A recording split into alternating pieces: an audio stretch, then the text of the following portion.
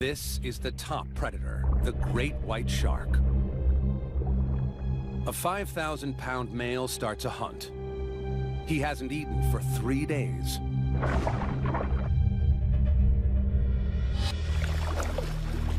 He picks up a scent from 2 miles away. Seals.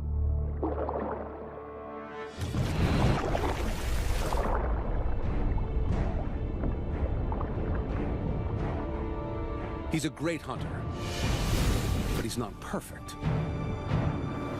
Great whites are unsuccessful more than half the time.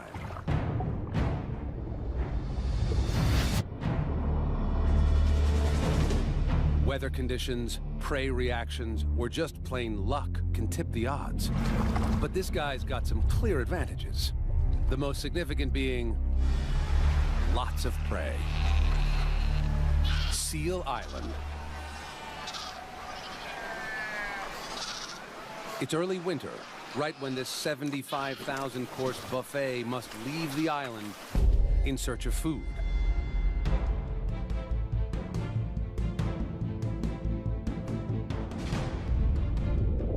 It's the pup's first try at swimming.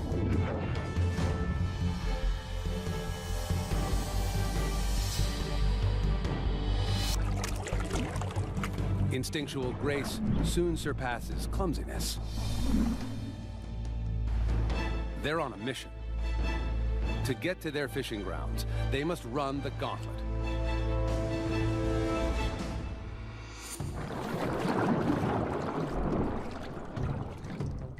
The great white waits patiently.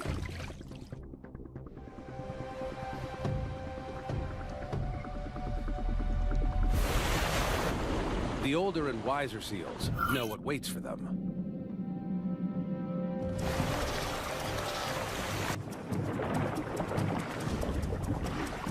The youngsters don't know any better. Hunger is a cruel taskmaster.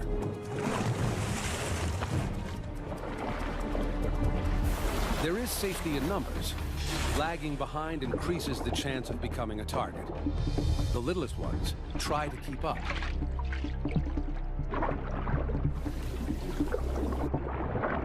He can hear and feel them from over 200 meters away. In sharks, hearing and vibration detection are linked. The great white's invisible inner ears work together with 2 hollow tubes, or lateral lines. Microscopic pores open them to the sea, and when something moves nearby, tiny hairs are stimulated, alerting him to the disturbance. Scientists call this sense a great white's distant touch.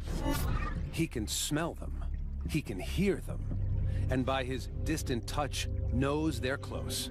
He just needs visual confirmation.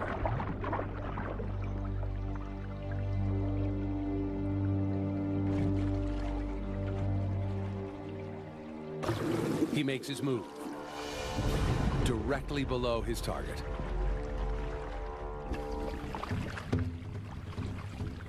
Then, he stokes his engine. The tail is the shark's powerhouse. Red muscle sustains the swimming of the shark, while white muscle allows for sudden bursts of speed, like a rocket booster, to launch upwards at speeds of up to 25 miles an hour.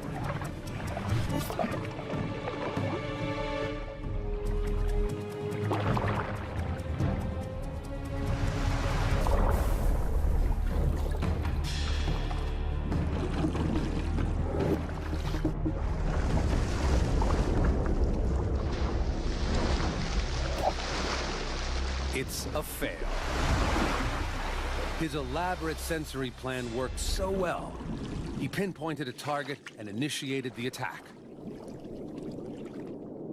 The strike was textbook, except for a curveball. Clear skies and calm seas, like today, worked to the prey's advantage. The seal saw him at the last minute. So when the shark made contact, his cover was already blown. The seal's whiskers detected tiny vibrations, so he was aware of the shark before he became dinner.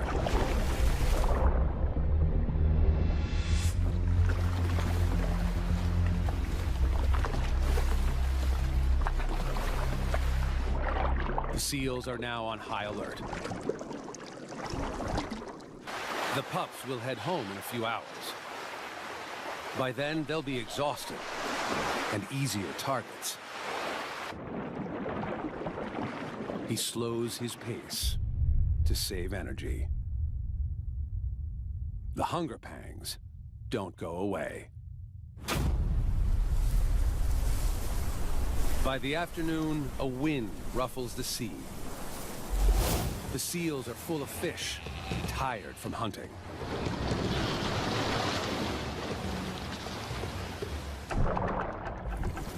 It's supper time.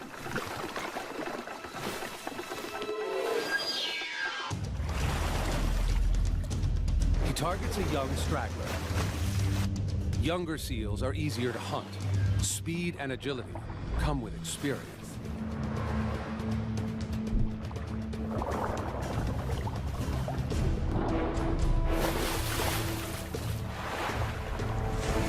A great white has two major blind spots.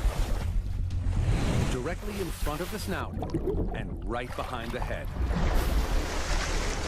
The seal luckily lands in those spots. Agility wins. The seal makes it to the kelp. Double fail. For the shark, it came down to one critical moment. The initial strike didn't bear fruit, and from then on, the odds were in favor of the seal.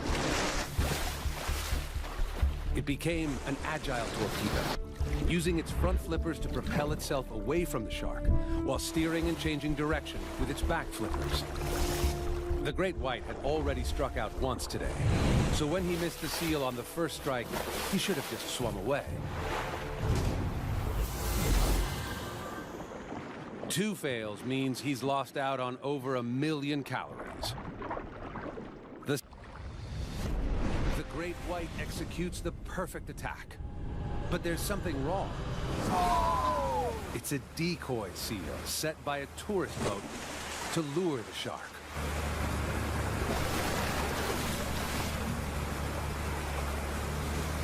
Great spectacle, but our shark didn't get his much-needed dinner.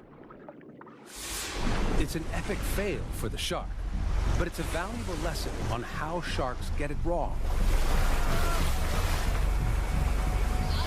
Most of his senses told him the target was real. He could smell seal. He could sense them in the water. His adapted eyeballs tracked the silhouette, and he hit the mark. It looked like a seal, acted like a seal, but it didn't taste like a seal. He was hoping for blubber, but instead, he got rubber. The more he tries, the more likely he is to make a kill, as long as he doesn't burn out. He needs to eat one seal pup every 3 days to keep up with the amount of energy he's burning. He needs a belly full of fatty seal, now. Things are looking up. Overcast, choppy seas, and murky water. Perfect.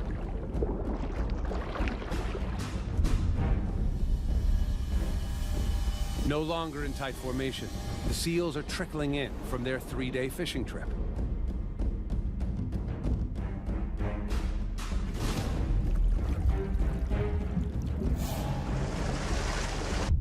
He closes in on another target.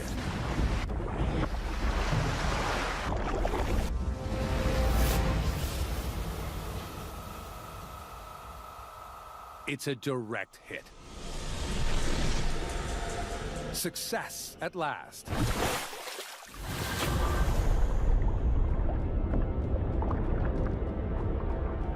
This time, the shark launched the strike just as the seal was taking a breath of air.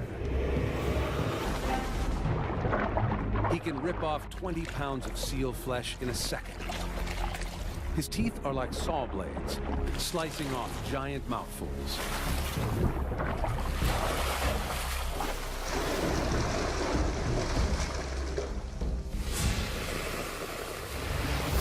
For the great white, All systems must be accurately aligned for the perfect hunt. Every seal he gets fuels his machine. The ones that get away motivate him to try again.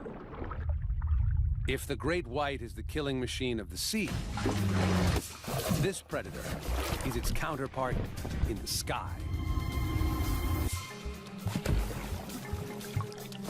Gannets are air-to-water missiles, plummeting at 60 miles an hour for their food.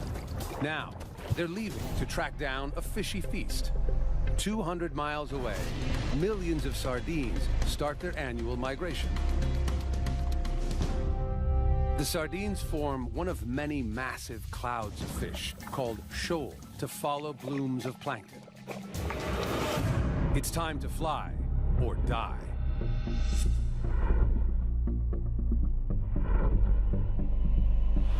The sardines can travel up to 37 miles per day, but the gannets can cover 300 miles before refueling. Their bird's eye view means they can look for dark moving water, a sign of fish massing together. Unlike most birds, their eyes face forward, giving them binocular vision. They see them, or so they think. They were hunting for sardines, but instead, they've got a shoal of thousands of mackerel, bigger, more challenging fish to hunt. The shoal is at least 30 feet below the surface. The gannets prepare their superpower.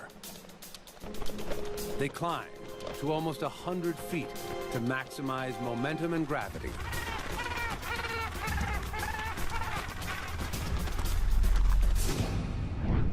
They have to be perfectly aligned, or they will die on impact.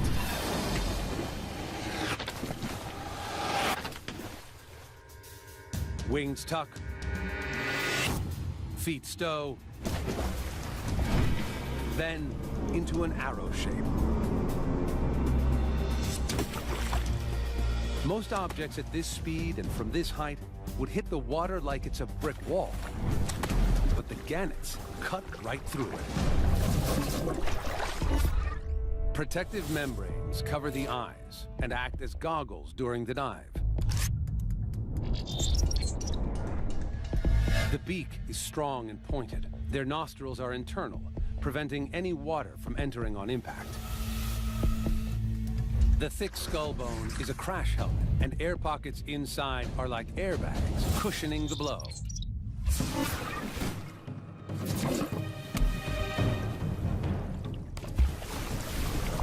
The gannet's momentum drives it 30 feet below the surface. The mackerel bunch together, making it tough for the gannets to pinpoint one fish. There's strength in numbers. And then the ball descends deeper, away from the menace above. The gannet has two options: go back to the life of a bird, or transform into the awesome superfish. The gannets won't give up. Instead, these birds turn into superfish. They flatten their wings and swim.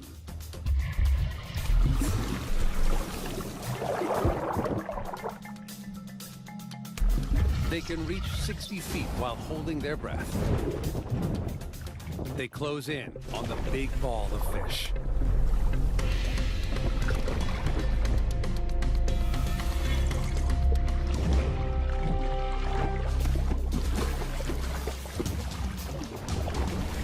The gannets grab hold of the mackerel. But their plan of attack isn't working. The mackerel are wriggling free, despite serrations near the tip of the gannet's bills, good for gripping slippery fish.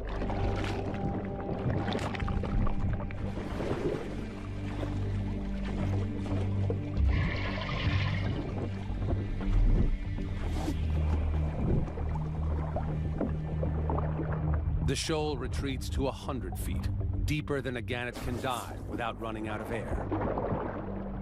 It's a fail. The high dive was perfectly executed. Within seconds, the fish were under siege.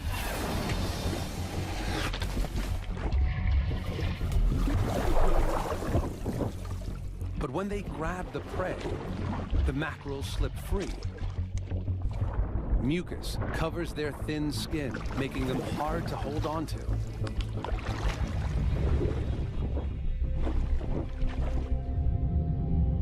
The gannets are tired from the lengthy flight, and today the strong swimming mackerel proved too much for them. Then the entire shoal descended beyond gannet depth.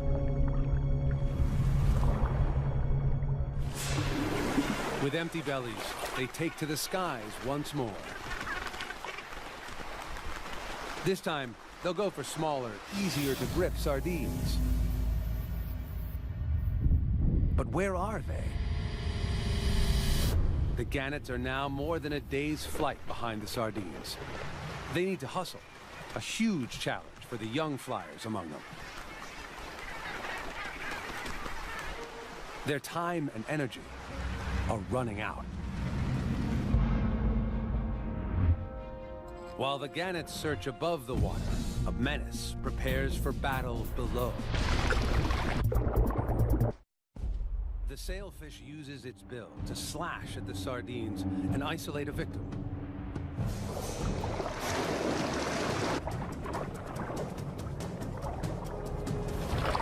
The next sailfish in line takes aim and strikes.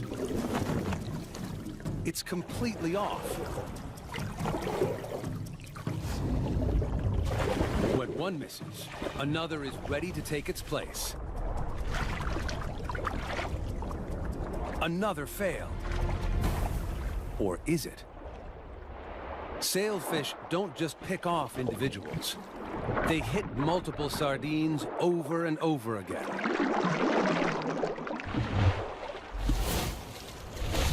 As it slashes, the tip of the bill can cover 20 feet and turn through 575 degrees in a single second. That's a lot quicker than a sardine can swim, and a lot faster than it can react.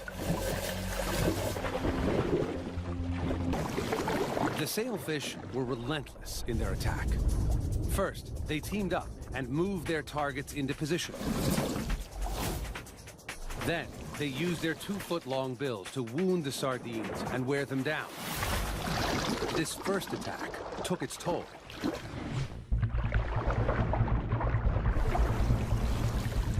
Each sardine was roughed up, then gulped down by the sailfish in less than 1/10 of a second.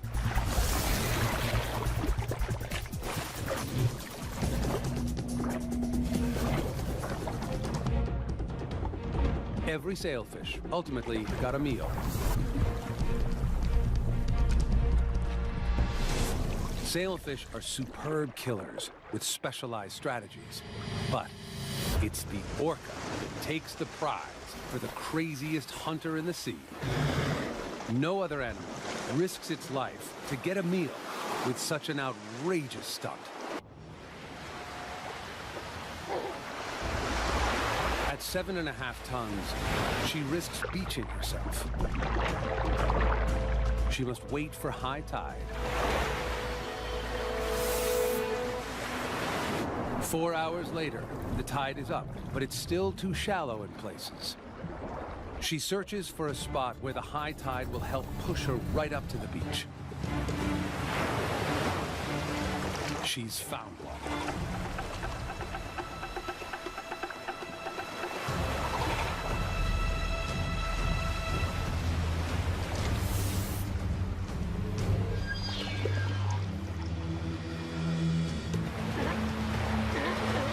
She gears up to perform a super stunt, totally unique to this pod.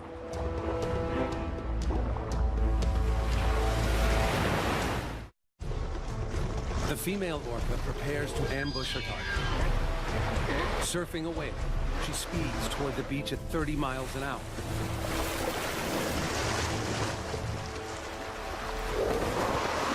It's a fail. Success is determined by forward planning and critical timing. She didn't get enough speed at launch.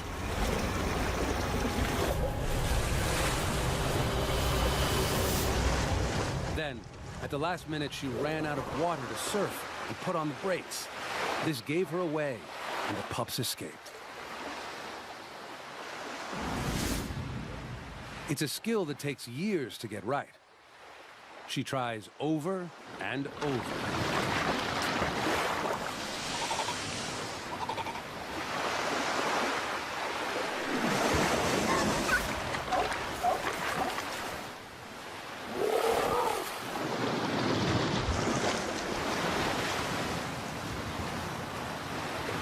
This massive 22,000-pound mammal haul its bulk out of this fix. Pod to move on. But another, much bigger pod is just getting started. It begins with a family of 12. They find others with the same goal. The families don't compete, but join forces, form ranks, and are soon a legion of 1,000 strong. A ready to hunt megapod.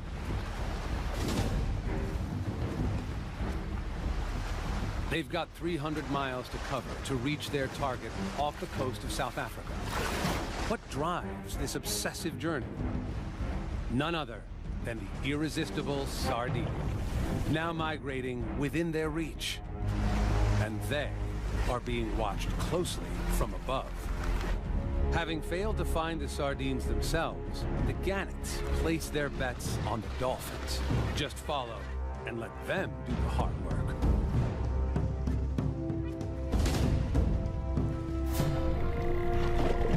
Like their giant dolphin cousins, the orcas, they use their sonar to communicate, navigate, and home in on their prey with deadly accuracy.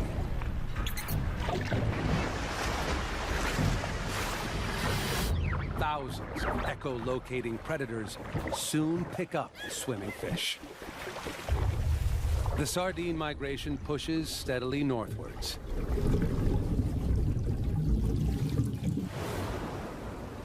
This shoal is an astonishing 9 miles long, 2 miles wide, and up to 130 feet deep. In some places, the shoal is so dense and moving so fast that the fish in the middle die from a lack of oxygen. More than 500 million fish are swimming towards the dolphins. It's impossible for a shoal this big to hide from the megapod's detection system.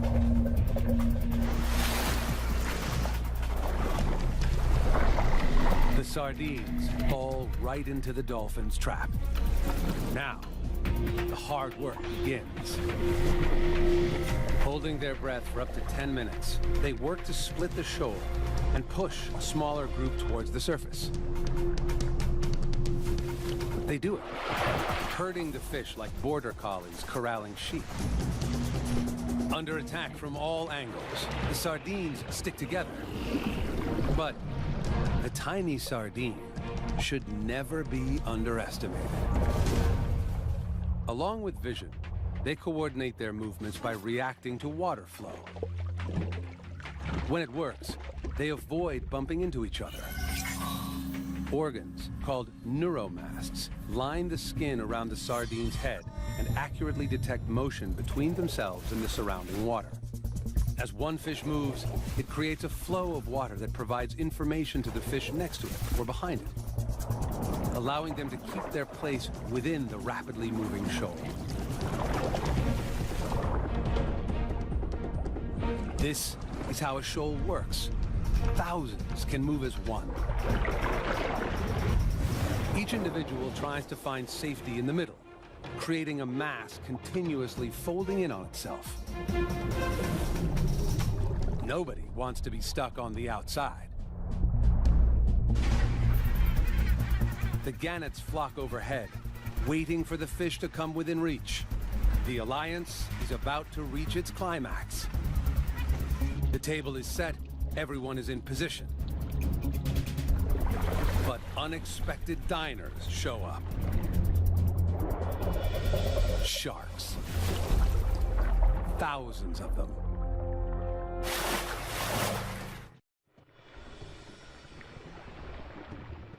The dolphins and gannets hold back. Feeding with the enemy means they could easily become a meal themselves.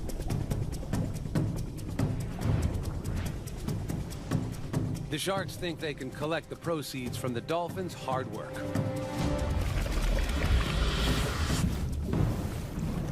They bully their way in. Destroy the tidy formations the dolphins have organized. But the sharks can't get a mouthful.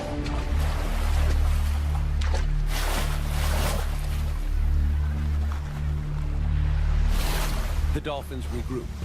Just maybe they can patch up the mess.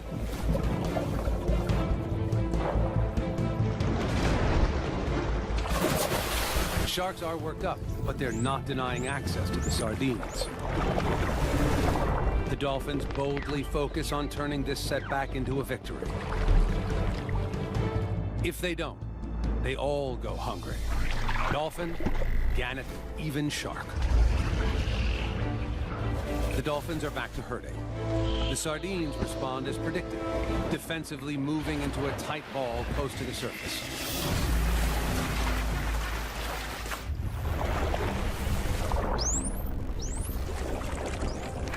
The gannets watch the turmoil from above. They're done with waiting. Hunger drives them to take the risk and feed with the sharks.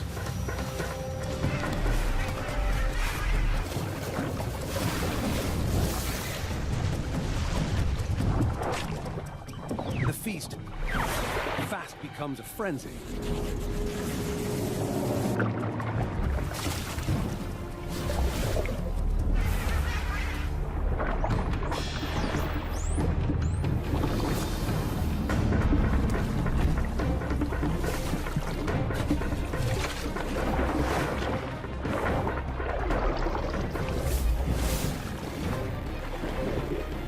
Now it's time for the dolphin's final weapon, a net of bubbles. The bubbles form a barrier that the sardines don't like to cross.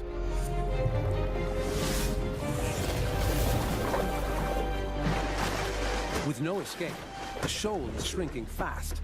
Shark, bird, and dolphin all get a piece of the action, until a newcomer completely changes the game again. It appears out of nowhere like a high-speed train.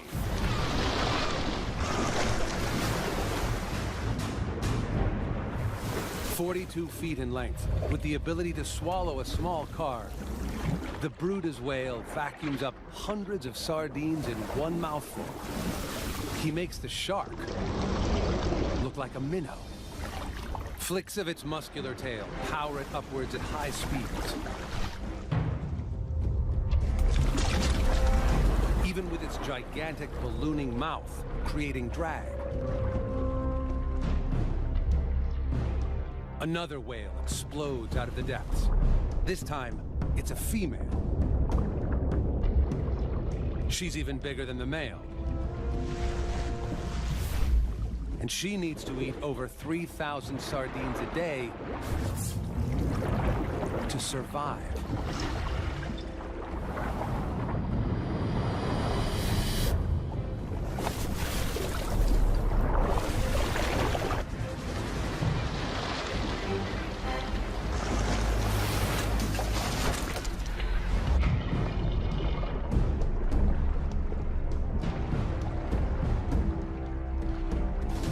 The whales triumphed in what the sharks initially attempted, a latecomer cleanup job. The dolphins scoop up what's left, and there's not much. Only one lucky sardine survives. It sees a gap, hightails it out of there. It was a surprising, multi-staged, multi-species kill, with critical turning points. The dolphins were the masterminds, tracking the shoal with sonar. The gannets used them to locate the migration. The dolphins triggered chaos, and the sardines retreated into a ball. The final step was to split the shoal into smaller balls and chase them up to the surface.